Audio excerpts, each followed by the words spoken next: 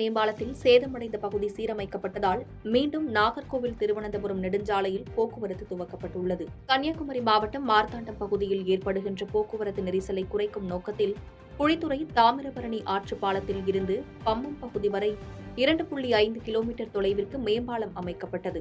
இந்த பாலம் கடந்த 2018ஆம் ஆண்டு போக்குவரத்து திறந்துவிடப்பட்ட நிலையில் சமீபத்தில் இந்த பாலத்தில் ஒரு பகுதி சேதமடைந்தது. தற்போது சேதமடைந்த பகுதி சீரமைக்கப்பட்டதால் மீண்டும் நாகர்கோவில் திருவனந்தபுரம் நெடுஞ்சாலையில் போக்குவரத்து துவக்கப்பட்டுள்ளது. இந்த மார்த்தாண்டம் மேம்பாலமானது தமிழகத்தின் முதல் இரும்பு பாலமாகும் என்பது குறிப்பிடத்தக்கது.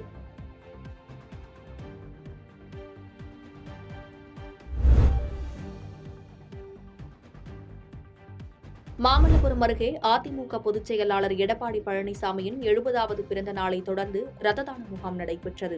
செங்கல்பட்டு மாவட்டம் மாமல்லபுரம் அடுத்த பையனூரில் செங்கல்பட்டு கிழக்கு மாவட்ட அதிமுக இளைஞரணி செயலாளர் குமார் ஏற்பாட்டில் ரத்ததான முகாம் நடைபெற்றது. இதில் சிறப்பு அழைப்பாளராக செங்கல்பட்டு கிழக்கு மாவட்ட செயலாளர் திருக்கழுக்குன்றம் ஆறுமுகம் ஏழை எளிய மக்களுக்கு அன்னதானம் வழங்கி ரத்ததான முகாமை துவக்கி வைத்தார். முகாமில் ரத்த அழுத்தம், சர்க்கரை அளவு, பொது மருத்துவம் உள்ளிட்டவைகளையும் பார்க்கப்பட்டது. இதில் 100க்கும் மேற்பட்ட இளைஞர்கள் கலந்து கொண்டு ரத்த தானம் வழங்கினர்.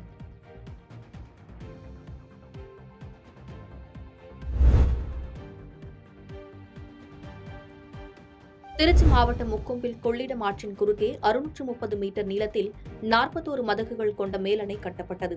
இந்த முக்கொம்பு அணைக்கட்டின் 41 மதகுகள் கொண்ட ஷட்டர்களை 1977ஆம் ஆண்டு ஷட்டர்களின் விரிவான பழுது பார்க்கும் பணி மேற்கொள்ளப்பட்டது.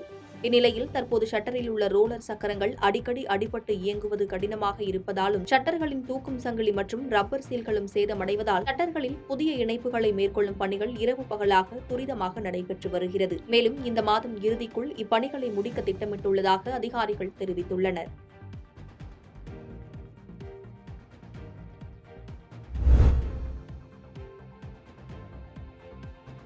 பேருந்து நிலையத்தில் ஆதரவற்று சுற்றித் திரிந்த நபர்களை மீட்க வந்த மாநகராட்சி ஊழியர்களுடன் செல்ல மறுத்து தகராறு செய்த முதியவர்கள். திருப்பூர் மத்திய பேருந்து நிலையத்தில் ஆதரவற்றும் மனநலம் பாதிக்கப்பட்டும் இருந்த நபர்களை மாநகராட்சி சார்பில் மீட்டு காப்பகத்தில் ஒப்படைக்க மாநகராட்சி அதிகாரிகள் மற்றும் காவல்துறையினர் ஆய்வு மேற்கொண்டனர். அப்பொழுது 20க்கும் மேற்பட்ட முதியவர்கள் திருப்பூர் மத்திய பேருந்து நிலையத்தில் சுற்றித் திரிந்தது கண்டறியப்பட்டது. இந்நிலையில் உடனடியாக அவர்களை மீட்டு மருத்துவமனைக்கு அழைத்துச் செல்ல முயன்றனர். ஆனால் முதியவர்கள் வாகனத்தில் ஏற மறுத்து அதிகாரிகளுடன் வாக்குவாதத்தில் ஈடுபட்டனர். இதனையடுத்து அவர்களை வாகனத்தில் ஏற்றிய ஊழியர்கள் மருத்துவமனைக்கு பரிசோதனைக்கு அழைத்து சென்றனர்.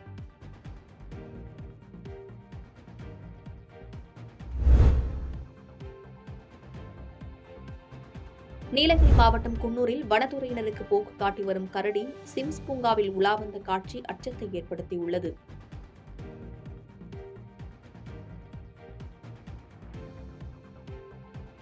குறிப்பாக குடியிருப்பு பகுதி மற்றும் பேருந்து நிலையம் போன்ற பகுதிகளில் இரவில் உலா வருவதால் பொதுமக்கள் அச்சத்தில் உள்ளனர். இதனை வனத்துறையினர் கண்காணித்து வந்தாலும் விரட்ட முடியாமல் திணறி வருகின்றனர்.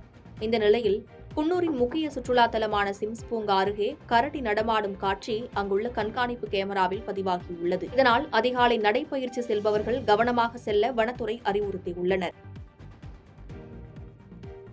பாதகம் செய்பவரை கண்டால் நாம் பயங்கொள்ளலாகாது பாப்பா, மோதி மிதித்து விடு பாப்பா, அவர் முகத்தில் உமிழ்ந்து விடு பாப்பா. அண்மை செய்திகளை உடனுக்குடன் தெரிந்து கொள்ள இணைந்திருங்கள் இயம்நாடு தொலைக்காட்சியுடன்.